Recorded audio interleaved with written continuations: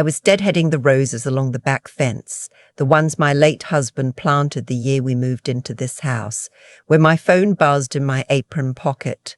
I didn't rush. At 63, I've learned that most things that feel urgent aren't, and most things that matter don't announce themselves with noise. It was my daughter. I smiled before I even answered. "Hey, baby." "Mom." Her voice was bright, a little breathless. "Are you home? I wanted to talk to you about the graduation party." My granddaughter Lily, my son-in-law's daughter from his first marriage, was finishing her nursing degree in May. I had offered to host the celebration here at my house. 4 bedrooms, a wraparound porch, a backyard big enough for a tent if the weather turned. I'd already started a spreadsheet. Catering quotes, a florist I liked, the jazz trio that played my church's anniversary dinner last fall. "I'm home," I said. "Come on by whenever you're ready." She said she'd come Saturday. I went back to my roses and didn't think another thing about it. I should tell you who I am because it matters to this story. My name is Edith Lawson. I spent 31 years as a registered nurse, the last 12 as charge nurse on a cardiac step-down unit at a hospital outside Atlanta. I retired at 60 with a pension, a paid-off house, and 2 rental properties indicate that I manage myself. My husband Raymond passed 8 years ago.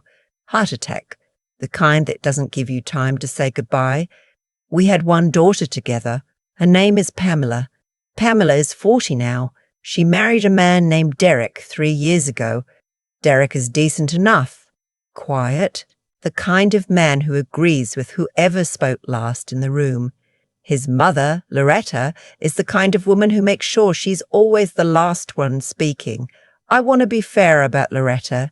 She is not a bad person. She has good manners, sends birthday cards on time, and always brings a dish when she comes to Sunday dinners. But she has a way of making herself the center of any room she enters. Not loudly, not rudely, but the way a piece of furniture rearranges itself without you noticing until you've already walked around it 3 times.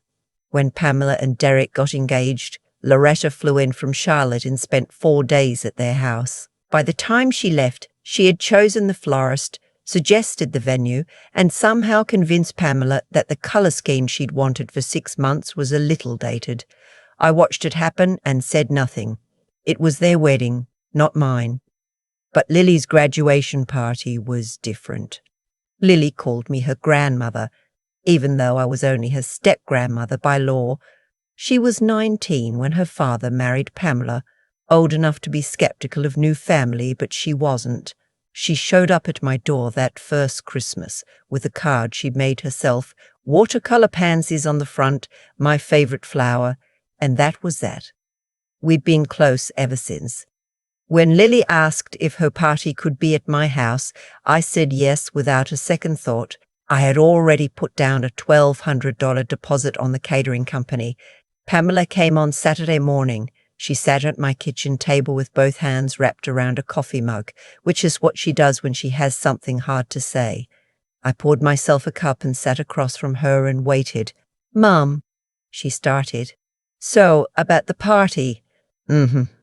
Loretta had an idea. She didn't look up from the mug. She thinks it might be nicer to have it at the country club. A country club in Charlotte. She said she could get the private dining room, and they do everything in-house so you wouldn't have to, Pamela. She stopped. "Look at me." She did. "The party is here," I said. "I already paid the deposit. Lily asked me specifically. We planned this together. I know," she exhaled. "But Loretta is really excited. She wants to be involved." "She's welcome to be involved," I said. "She's welcome to come here, bring flowers, give a toast, whatever she likes. But we're not moving the party to Charlotte. Lily lives here. Her nursing school friends are here. Her mother's family is here." Pamela nodded, but she had the look she gets, the one where her eyes say she already knows how this ends and she doesn't like it. I refilled her coffee. We talked about other things. She left by noon. I told myself it was handled. 3 weeks later, I called the catering company to confirm the head count and add 2 vegetarian plates. The woman on the phone was quiet for a moment. Then she said, "Mrs. Lawson, I'm showing your event was cancelled." I set down the dish towel I was holding. "I'm sorry. We received a cancellation request on the 14th. The deposit was forfeited per our policy." "I'm so sorry. I assumed you knew." I thanked her. I hung up. I sat at my kitchen table for a long time. The 14th was 11 days ago. I had spoken to Pamela on the 16th. A normal phone call? "How are you? How's work? Did you catch that rain on Wednesday?" And she had said nothing, not one word. I got up, went to my office, and opened my laptop. I pulled up my email. There was nothing from the catering company, no confirmation of cancellation, nothing, because whoever had called them had not used my email address. They hadn't needed to. They'd had the booking name and the event date. That was enough. I thought about who knew those details. I thought about the conversation I'd had with Pamela on Saturday. Then I pulled out my phone and I called Lily. Lily answered on the second ring, cheerful, a little out of breath. She'd just come off a clinical shift. "Grandma Edith, I was just thinking about you." "Baby," I said. "Have you heard anything about the party being moved?" Silence. Not a short silence. A long one. "Lily, I didn't want to be the one to tell you," she said. "I thought my dad was going to call you. Loretta set something up at her club. Dad said it was already done." Already done. The party I had planned, the deposit I had paid, already done, and no one had thought to tell me. "When did you find out?" I asked. "Like 2 weeks ago," she whispered. "Grandma, I'm so sorry. I told my dad I wanted it at your house. I told him more than once. I kept my voice steady. She didn't need my anger. That wasn't hers to carry." "You have nothing to apologize for," I said. "I love you. I'll talk to you soon." I sat with the phone in my hand after I hung up. 2 weeks. My daughter had known for 2 weeks. My daughter had known for 2 weeks. I want you to understand something about how I was raised. My mother was a churchwoman from Macon, Georgia. She used to say, "Don't let anyone see you bleed. Figure out where the cut is first." I have lived by that my whole life. I did not call Pamela. I did not call Derek. I did not call Loretta. I got a yellow legal pad, the same kind I used to use for scheduling on the unit. And I started writing down what I knew. Loretta had called the catering company and cancelled my booking using information she could only have gotten from Pamela. Pamela had known for 2 weeks and said nothing. Derek had told Lily it was already done without consulting me, and Lily, the person the party was actually for, had been overruled without anyone asking her what she wanted. I wrote down what I had spent, $1,200 deposit, forfeit, 2 hours of my own time making calls and arrangements. 1 conversation with a florist where I described the yard and the color scheme and the guest count. I hadn't signed anything with a florist yet, but I'd made a verbal commitment for a quote. Then I opened a second document on my laptop and started writing something else. I have a friend named Augustine. We worked the same floor for 15 years before she moved to administration. She is one of the sharpest women I know, and she is completely without sentiment when it comes to people behaving badly. I drove to her house that evening. She listened to everything without interrupting me. Then she picked up her wine glass and said, "So what do you want to do about it?" "I want to not go to Charlotte," I said. "That's the minimum," she said. "What else?" I thought about it. "I want Lily to have the party she asked for." "And?" I looked at her. "Edith," she said, "you know what I'm asking. I want them to understand what they did," I said, "and I want it to cost something." She nodded slowly. "Then let's talk about what you're holding." What I was holding, the knowledge that Derek's parents had named me in their estate planning as the co-executor with Derek, because Raymond and Derek's father had been fraternal brothers in the same lodge, and the families had that kind of history. Derek's parents trusted me. They had told me this directly in writing 2 years ago.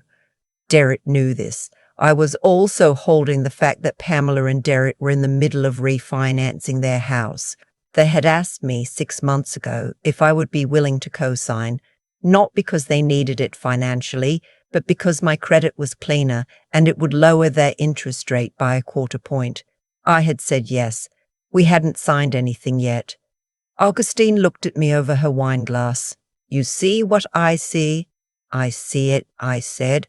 "I slept on it for 3 days. I want to be clear about that because I am not a reckless woman and I am not a vindictive one. I went to church on Sunday. I prayed about it. I talked to Raymond's photograph, not in a strange way, just the way you talk to someone you miss when you need to think out loud. On Monday morning, I called my daughter. "Mom." She sounded relieved, like she'd been waiting for this call and had decided it was going to be fine. "I've been meaning to." "I know about the catering company," I said. Silence. "I know you knew for 2 weeks. I know Loretta called and cancelled my booking and you let it happen. I know you have been waiting to see if I'd find out or just go along with it. Mom, Loretta was just, I'm not finished." I said it gently, but I said it clearly. "I'm not calling to argue. I'm calling to tell you 3 things. The first is that I will not be co-signing the refinance." "What?" "The second is that I'm calling Derek's parents this week, not about the estate planning. That's between me and them, but to let them know that I need to step back from some family commitments right now, and they deserve to hear that from me directly."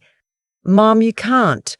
"The third thing," I said, "is that Lily's party is still happening here on May 17th. If Loretta has booked her club, that's her business.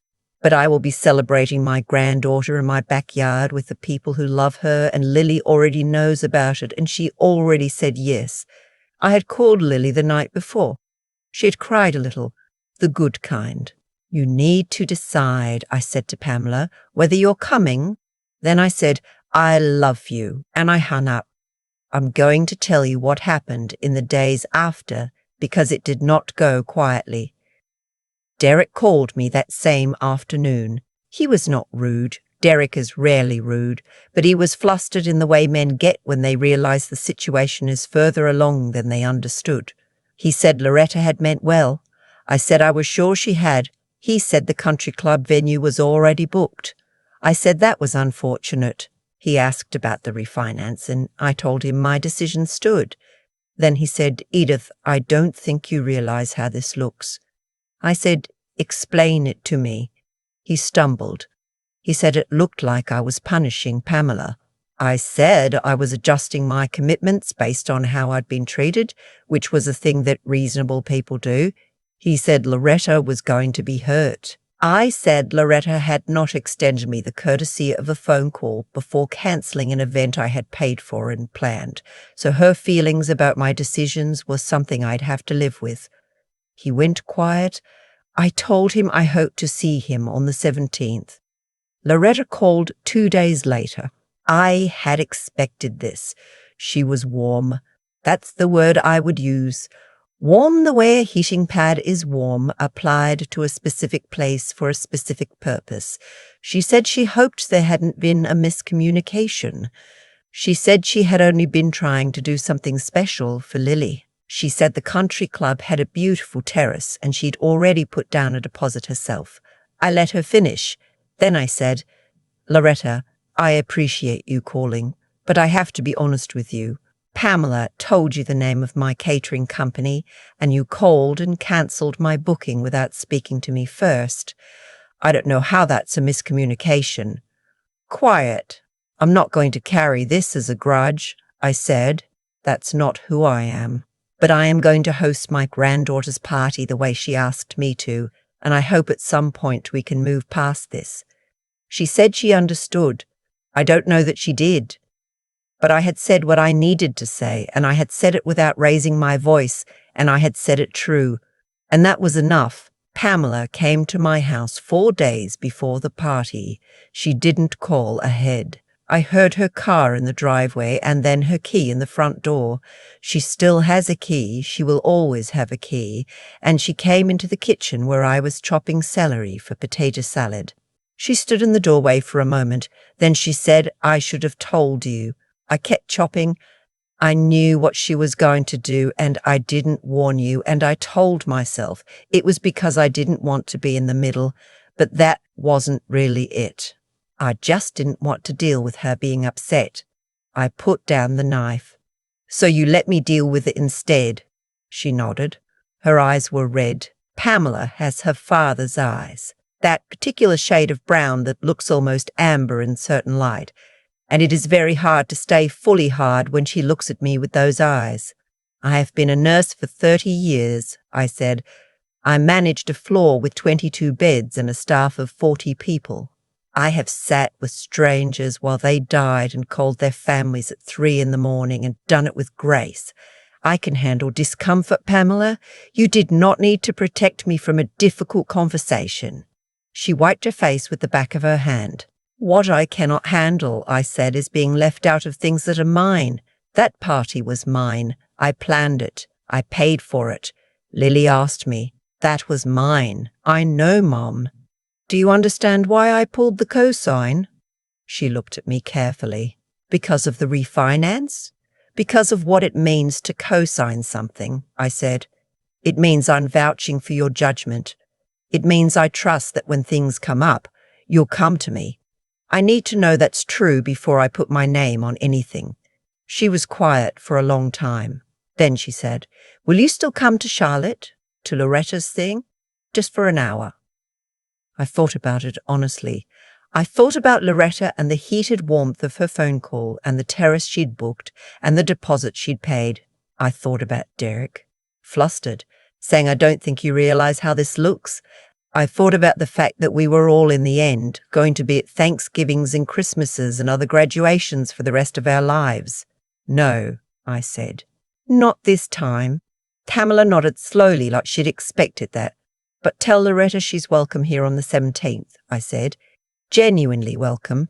There'll be plenty of food." May 17th was a Saturday. The weather was exactly right. That particular southern spring warmth that feels like a gift, not a promise. I had string lights across the backyard and the jazz trio sat up on the porch and the caterer a different one, a woman Augustine recommended who did a better spread for less money, had the buffet going by 4 o'clock. Lily arrived at 4:15 in a white sundress with her nursing school friends and her mother's family, and 4 of her clinical instructors who had clearly adored her. She walked through the back gate and stopped and put both hands over her mouth. Then she ran to me and hugged me so hard I took a step back. "This is perfect," she said into my shoulder. "This is exactly what I wanted." I held on to her for a moment. She smelled like the vanilla lotion she always wears. I thought about the watercolor pansies on that first Christmas card. "I know it is," I said. "That's why I didn't let it go." Derek came. He bought a very nice bottle of wine and he shook my hand and said thank you, and I could see in his face that he meant it in more ways than one. Pamela stayed close to me most of the evening. We didn't talk about any of it. Not that night, there would be time for that. Loretta did not come. That was her choice, and I respected it. Augustine gave a toast that made half the room laugh and the other half cry, which is exactly what a good toast should do. Lily blew out the candles on the cake her mother had brought. Carrot cake with cream cheese frosting, Lily's favourite since she was 12, and everyone cheered. I stood at the edge of the yard with a glass of sweet tea and watched my family fill up the space that Raymond and I had built together, and I thought about what it had taken to get here. Not the party, the whole thing. 31 years of showing up, of being the person people called when things went wrong, of being steady when steadiness was the hardest thing to be. I had not yelled. I had not made threats. I had not put anything on social media, or called anyone names, or told my story to people who didn't need to hear it. I had just refused to disappear. Quietly, clearly and completely. That is the thing they don't tell you when you're young.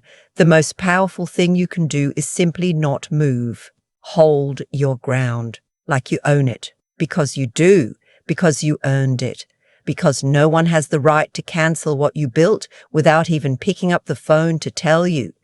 I found out later that Loretta's club had a mechanical issue that week, and the dining room was unusable.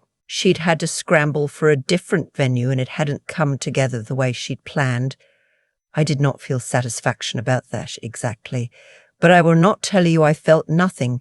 What I felt, mostly, standing in my backyard with the string lights and the Jazz and Lily laughing with her friends across the grass, was something simpler.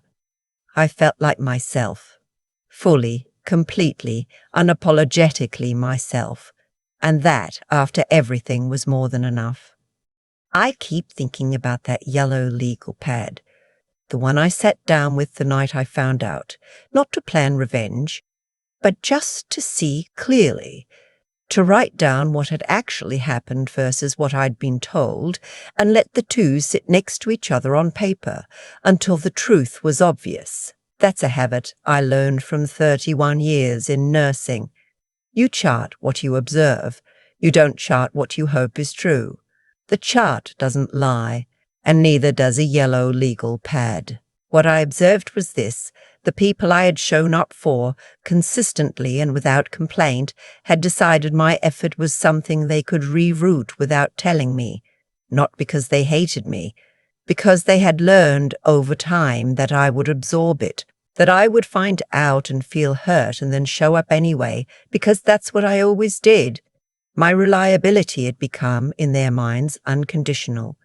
They had forgotten, or maybe never fully understood, that it wasn't.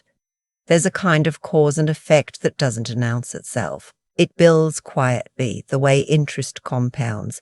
Every time you let something go without naming it, you teach people that it costs nothing to take from you. Every time you show up after being overlooked, you confirm that the overlooking had no real consequence. It's not anyone's grand plan. It's just what happens when the math goes uncorrected for too long. I corrected the math, not by yelling, not by cutting people off, not by putting my pain on display for anyone who would listen. I made 2 phone calls and I told my daughter 3 things and I held a party in my backyard. That was all. But those actions had weight because they came from a place of genuine clarity, not emotion. I knew exactly what I was doing and why. That kind of knowing, the kind that comes from sitting with your legal pad at the kitchen table at 10 o'clock at night and being ruthlessly honest with yourself. That is what separates a decision from a reaction. Lily hugged me at that party and said, "This is exactly what I wanted."